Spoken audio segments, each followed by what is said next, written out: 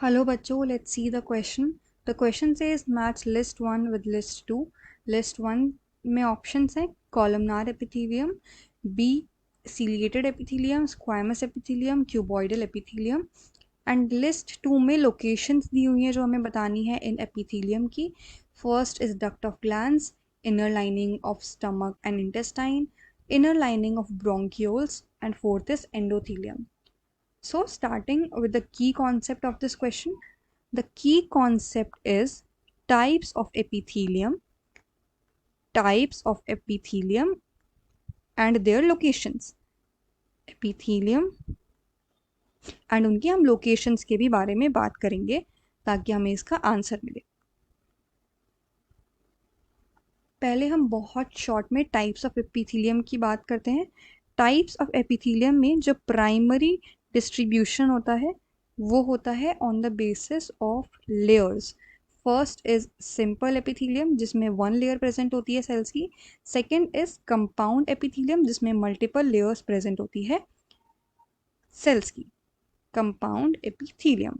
Start करेंगे हम simple epithelium के टाइप से. First one is simple epithelium. Simple epithelium के भी 4 टाइप्स होते हैं, उनको वन बाय वन पहले देखते हैं. The first type is squamous epithelium. Squamous epithelium में क्या होता है, फ्लैट सेल्स प्रेजेंट होते हैं. फ्लैट सेल्स की वन लेयर प्रेजेंट होती है और इसका फंक्शन होता है that it forms diffusion boundary. Diffusion boundary. तो ये वहाँ पे उन लोकेशंस पे प्रेजेंट होगा जहाँ पर हमें डिफ्यूजन की ज़्यादा नीड है. For example endothelium. ये एंडोथीलियम प्रेजेंट होती है इन आर्टरीज, वेन्स एंड ऐसी जगहों पर endothelium is present. Arteries, vein, capillaries. तो यहाँ पर ये सर्व करती है डिफ्यूजन का फंक्शन. सेकेंड सिंपल एपिथेलियम पे मूव करते हैं, that is cuboidal epithelium.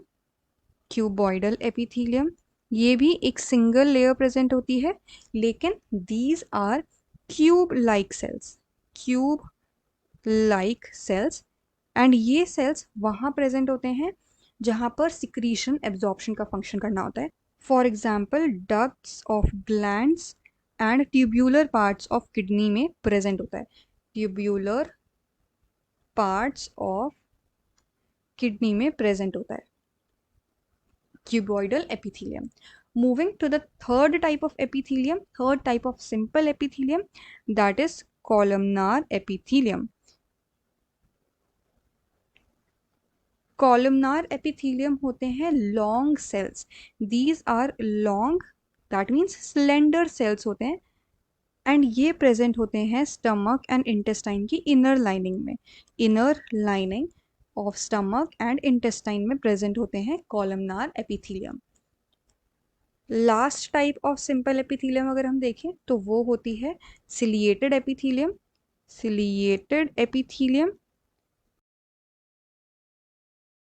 Cuboidal cells और कॉलमनार सेल्स मॉडिफिकेशन कर लेते हैं.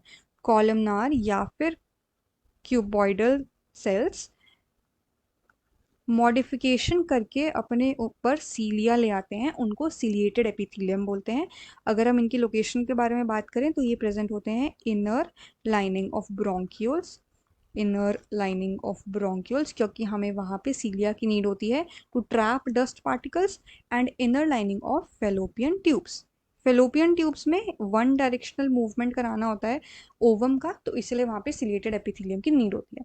सो द करेक्ट आंसर अगर हम देखें, सो कॉलमनार एपिथेलियम हमने देखा is present in inner lining of stomach and intestine. A is second. B is ciliated epithelium that is present in inner lining of bronchioles.